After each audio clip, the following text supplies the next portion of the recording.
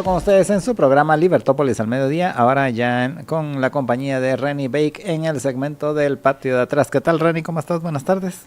Muy buenas tardes, Jorge. Saludos a todos nuestros oyentes. Hoy es un poquito frío, algo lluvioso. Hace 3 semanas me derretía de calor y hoy ando hasta con cuello alto para los que nos están mirando desde nuestras redes sociales.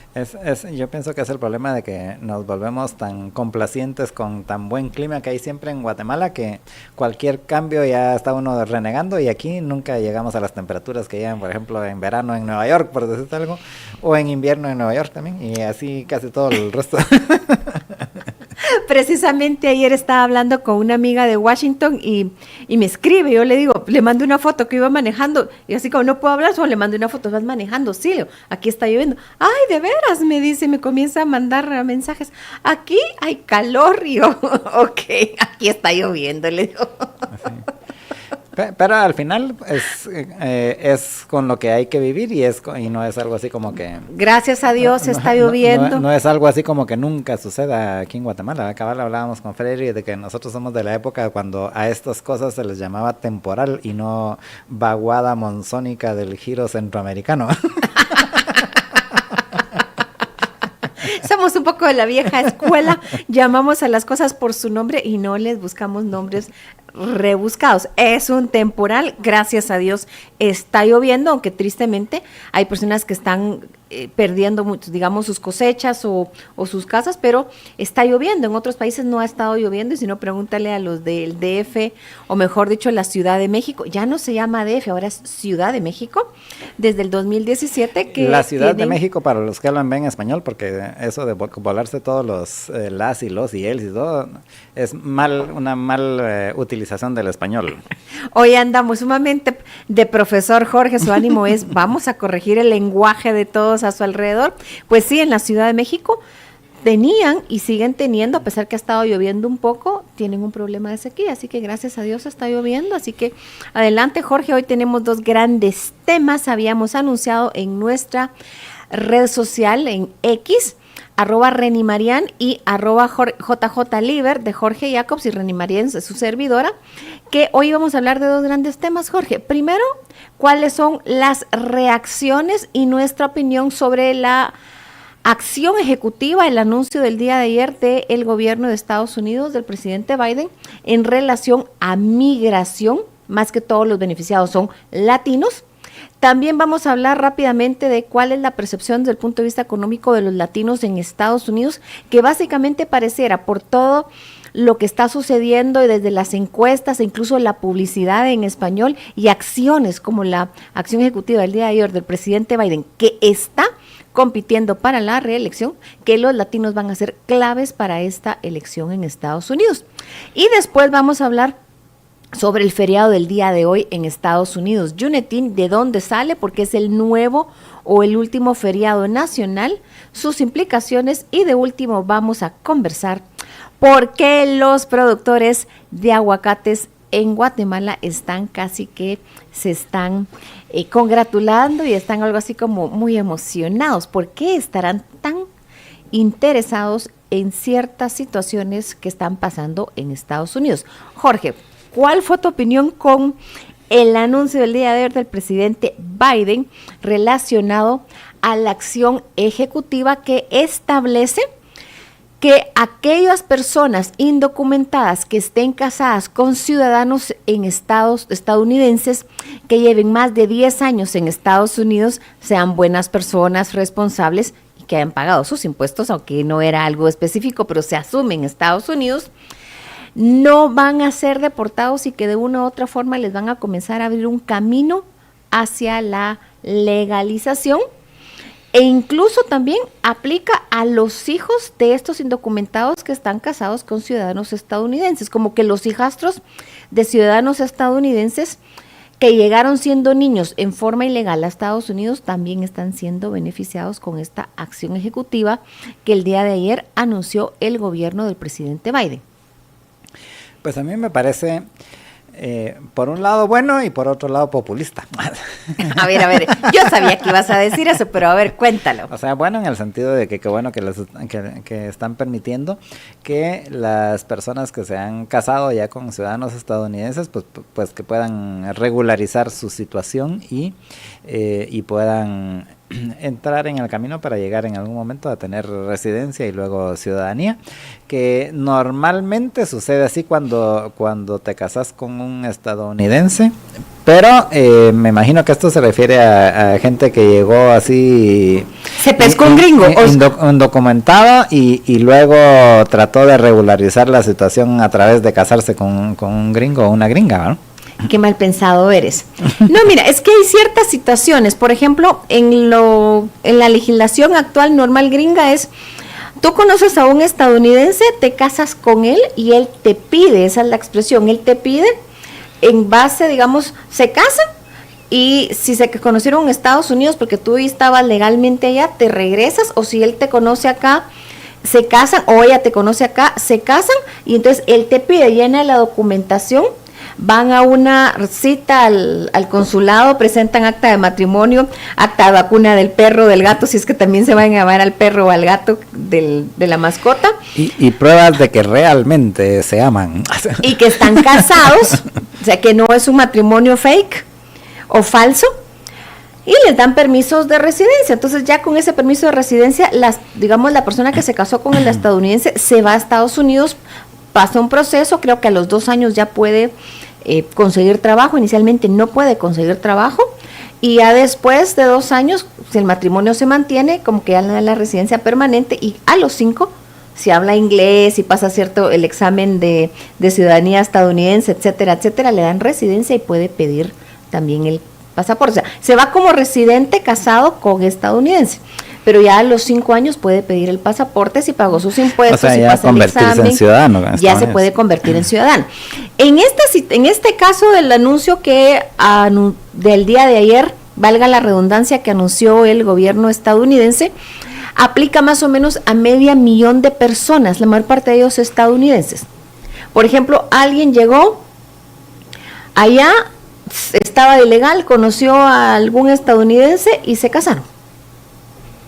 Llegó con niños y el estadounidense o la estadounidense le dijo, no me importa, y nos casamos. O alguien que tal vez era residente, que se volvió ciudadano estadounidense. Entonces, está el hecho de que alguien es ciudadano y que la pareja es ilegal. Y tal vez tiene un hijastro que llegó de joven o de niño y está bajo el DACA o digamos la acción diferida que les permite ir a la universidad, que no los puedan deportar, etcétera, etcétera. Entonces, el día de ayer, en esos casos, porque habían casos sumamente dramáticos de alguien casado con un estadounidense que tenía hijos estadounidenses, pero como que estaba ilegal y de pronto los deportaban. Hay casos así de una persona, digamos que 10 años, o sea, lo deportaron y pasó 10 años hasta que finalmente la familia le pudo arreglar todos los papeles, o uno de los hijos cumplió 21 años y entonces pudo pedir a esa persona.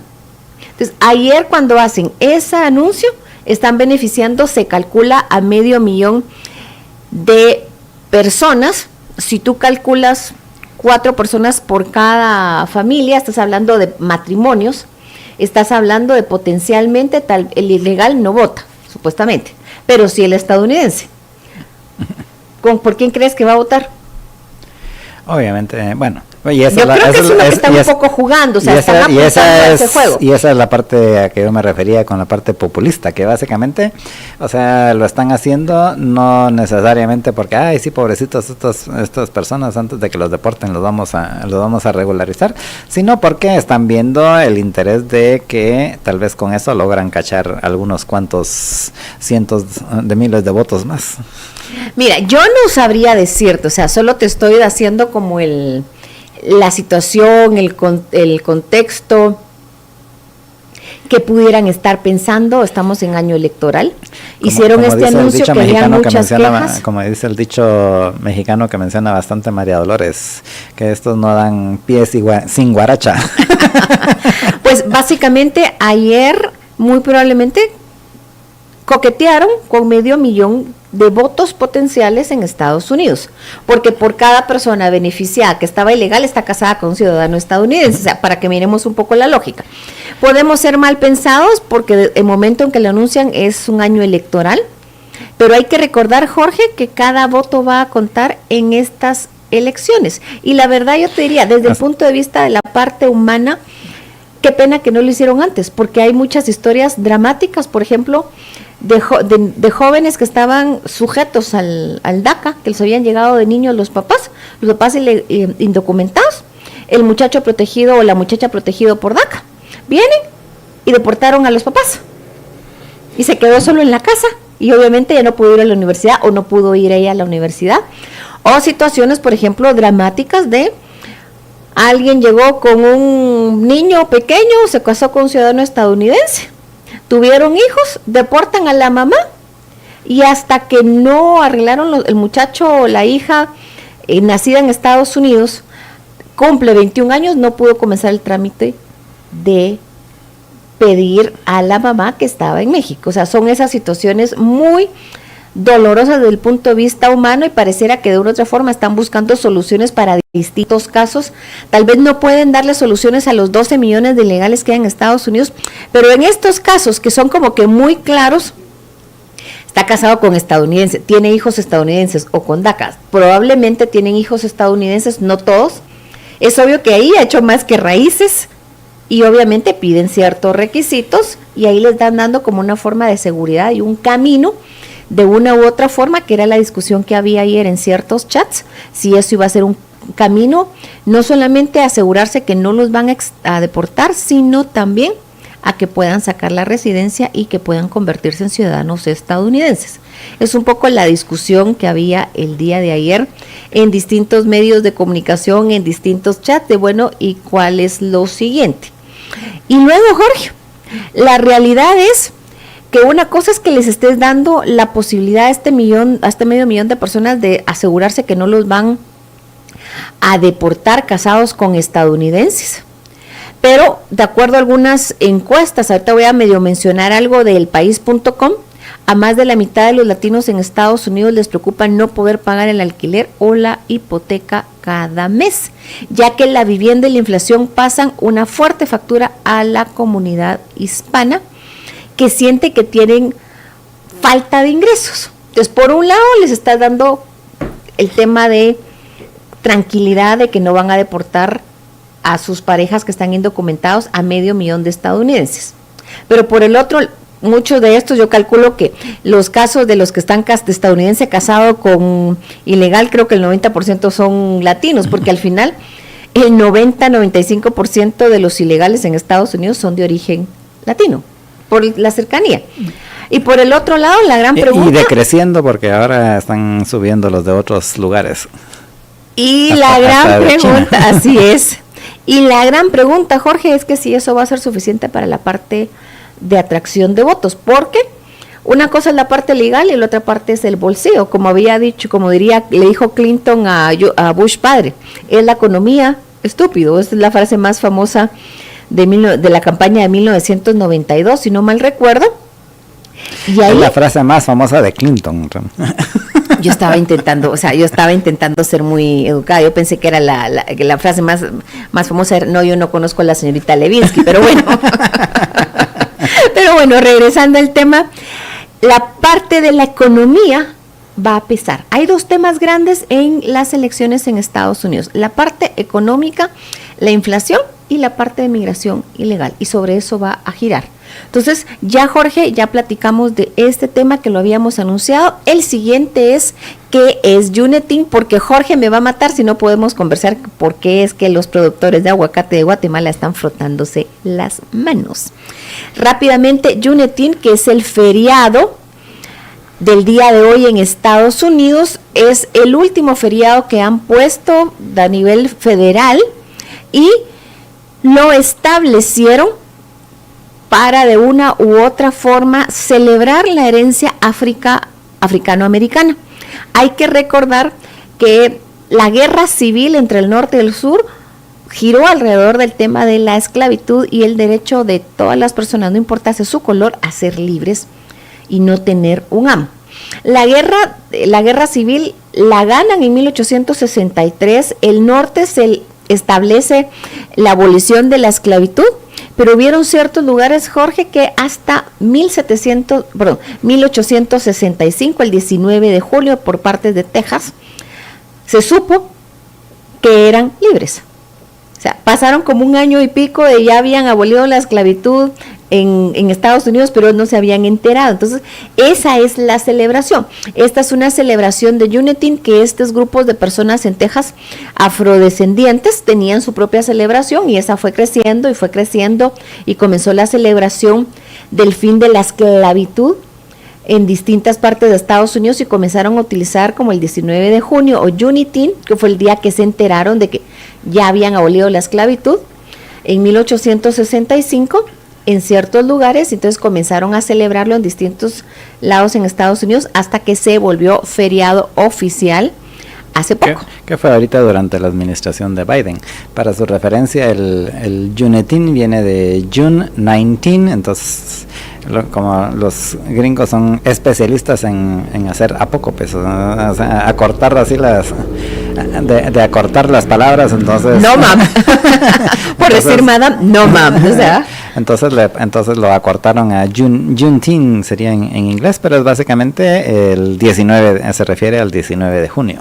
Al 19 de junio. Y ahora, Jorge, ¿por qué los agricultores de aguacate o los productores de aguacate en Guatemala están frotándose las manos? ¿Qué pasa? Es que resulta que en Estados Unidos suspendieron las importaciones de aguacate mexicano, y solo para su referencia, el aguacate mexicano básicamente es algo así tiene como el 90% del mercado gringo de aguacate. Y, pero no de todo México, solo de Michoacán. Sí, pero es uno de los estados principales.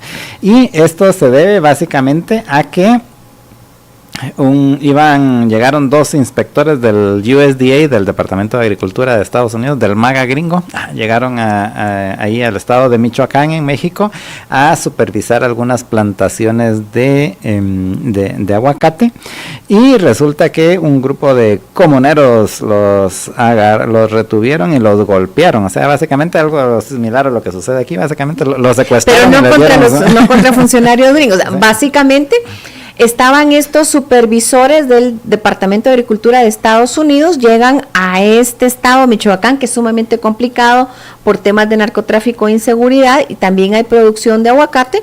Llegan este par de supervisores de USDA, llegan a este municipio, los secuestran, o sea, los retuvieron, los golpearon. ¿Y qué fue la reacción de la gente de seguridad de la Embajada de Estados Unidos en México? Bueno, pues entonces se suspenden las importaciones por el incidente, derivado del incidente con nuestros inspectores, por instrucciones del oficial de seguridad regional de la embajada, se ha decidido suspender todas las operaciones en el estado, o sea, de Michoacán. Fue lo que dijo el gobierno de Biden a la Asociación de Exportadores de Aguacate en México el viernes pasado. Sí, suspendieron las inspecciones de aguacate y mango, y por ende no pueden exportarlos ahí en el estado de Michoacán. A ver si no viene aguacate barato a Guatemala en estos días. Sí, pero entonces... de esos que no pueden mandar a Estados Unidos. ¿Y por qué los guatemaltecos? Como recordarán, desde hace algunos meses venimos hablando de cómo ha ido evolucionando el proceso de autorización de importaciones de aguacates en Estados Unidos, de aguacates guatemaltecos, y ya están en las últimas fases. Yo creo que ahorita para acabar por esto llevamos como 20 años en ese tema, pero ahorita ya está mucho más avanzado, en el sentido de que ya se hizo una publicación hace como 6 meses, y cabal había que esperar 6 meses para que pasara. No me recuerdo exactamente la fecha, pero por estas fechas ha de ser que se vencen los 6 meses estos, y con eso ya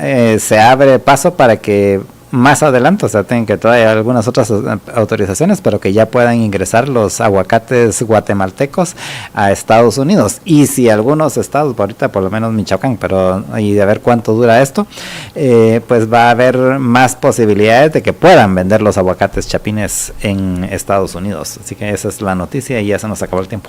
Así es, muchísimas gracias a todos nuestros oyentes. Su servidora Rani Bey, como todos los miércoles, en el patio de atrás, su único segmento entrenamiento especializado en Estados Unidos. Sin embargo, Jorge, yo quiero mencionar que el día de mañana a las 6 de la tarde en la iglesia de Cayala está el trompetista principal de la Orquesta Sinfónica de Baltimore, Andrew Valio, amigo mío, que viene a unas conferencias y va a tocar con otro par de invitados. El concierto es gratis, es a las 6 de la tarde, así que si alguien quiere escuchar muy buena música, bienvenidos.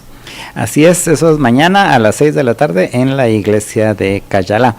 Pasen una muy feliz tarde y los invitamos a que continúen en sintonía de los programas de Libertópolis, y en Libertópolis al mediodía pues nos volvemos a escuchar mañana a las 12, y mientras tanto pasen una muy feliz tarde.